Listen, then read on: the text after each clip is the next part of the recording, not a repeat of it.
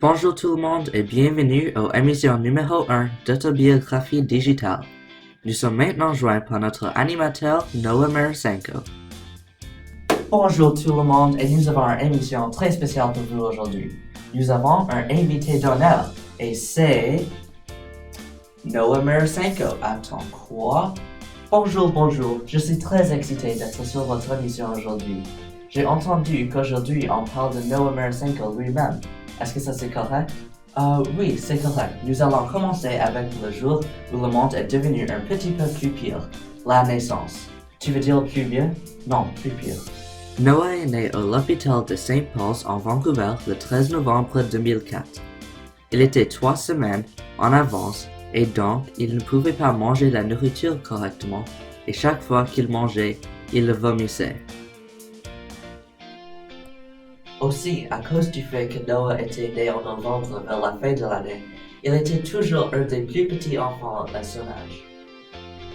C'est juste une excuse bête, ça. Oui, c'est un petit peu de l'excuse pour mon incapacité d'agrandir, mais quelquefois être plus petit peut t'aider. Comment? Comme par exemple, si tu joues au soccer comme Noah, si tu es plus petit, ça peut dire que tu es plus rapide que les autres, ce qui est exactement ce qui est arrivé à Noah. Noah a commencé le soccer avec Coquitlam quand il avait 4 ans et il continue encore à ce jour. En jouant le soccer à un jeune âge, ça a enseigné Noah les leçons qu'il va jamais oublier. Par exemple, il a appris comment jouer en équipe et comment être un bon coéquipier, qui sont des qualités vraiment importantes dans le futur. Il a aussi appris comment penser vitement à cause du vitesse du jeu et ça a aussi aidé Noah avec son forme physique. Le soccer est quelque chose que Noah aime beaucoup et il a même eu la chance de regarder les matchs en Europe et il a même joué le soccer avec les Européens. Et là aussi, il a appris comment faire les nouveaux amis n'importe où et comment être social.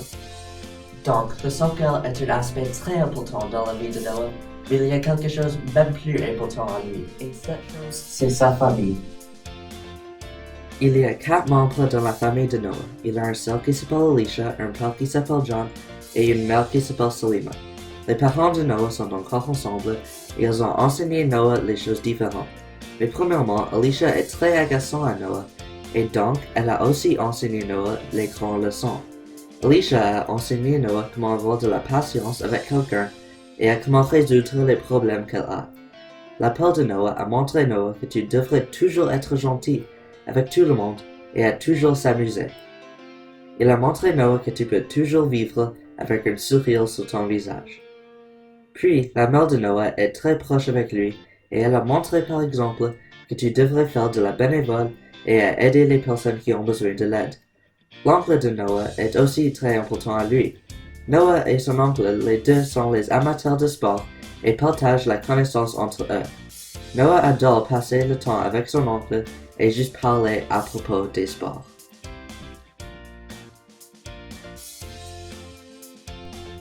En parlant de la bénévole, le message que Salima a donné à Noah a marché car il fait la bénévole quand il peut. Ça a commencé quand il avait 5 ans où il faisait de la bénévole à son mosquée. Ce n'était pas beaucoup, mais il faisait quand même le travail pour la communauté. Et dans la 7e année, Noah faisait partie de l'équipe de service à Coquitlam où il faisait les choses comme préparer le gymnase et les petites choses comme ça autour de l'école.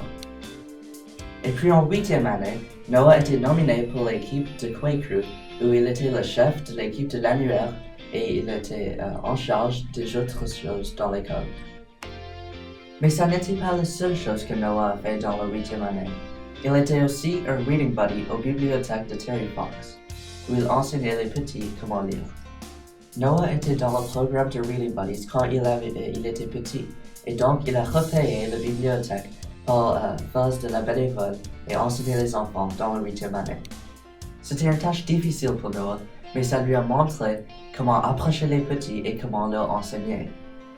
C'était aussi amusant, car il a créé les nouveaux amis comme Adam Verba et Jane Dragu, qui a aussi fait le programme de Reading Buddies. Mais malheureusement, Noah est plus dans ce programme. Donc, il a joint un différent programme qui s'appelle le Pogo Youth. Dans ce programme, Noah aura les opportunités à aider où il peut dans la ville de Pogo. Aussi, chaque école de Noah était en Pogo. Oui, pour l'école primaire, Noah est allé à Irvine. Et puis après ça, il est allé à Clay. Et maintenant, il est à Riverside. L'école a enseigné Noah beaucoup à comment être une bonne personne. Par exemple, l'école a enseigné Noah à comment être un bon et fort élève et aussi à finir ce qu'il commence.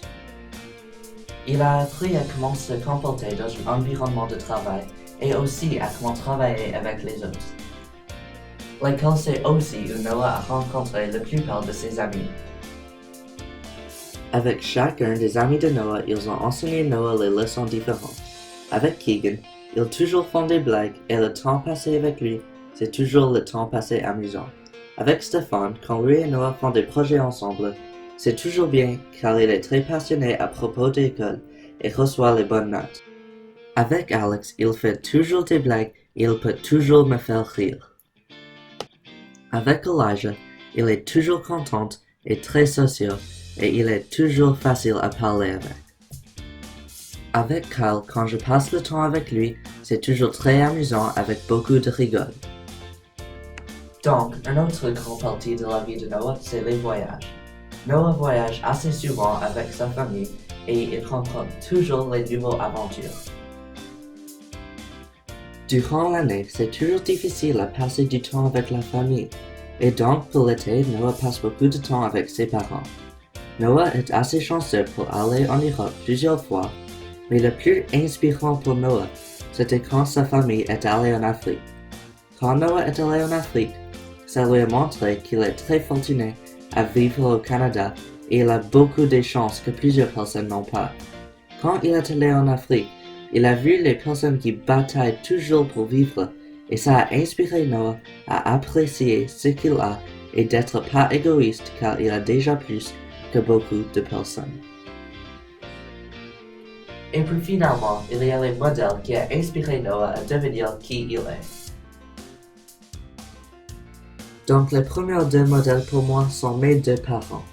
Avec ma mère, elle est un modèle pour moi car elle m'enseigne comment avoir de respect pour tout le monde, car elle a le respect pour tout le monde et elle me montre ça. Avec mon père, il m'enseigne comment toujours être très fort à tout ce que j'essaie à faire. Et puis, le dernier modèle, c'est Ronaldo. Ronaldo est un très bon exemple à ce que tu devrais essayer d'être. Il toujours essaie de son mieux et il est très fameux, mais il fait encore du travail pour sa communauté et il est un homme pas égoïste du tout.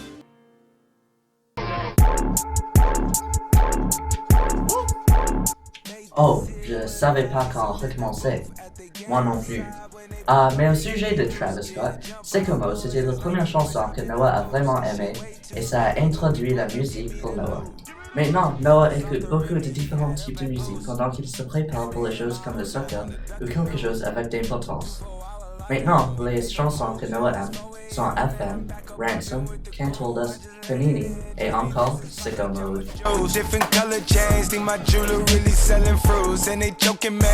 Merci tout le monde pour regarder cette émission d'autobiographie et à la prochaine.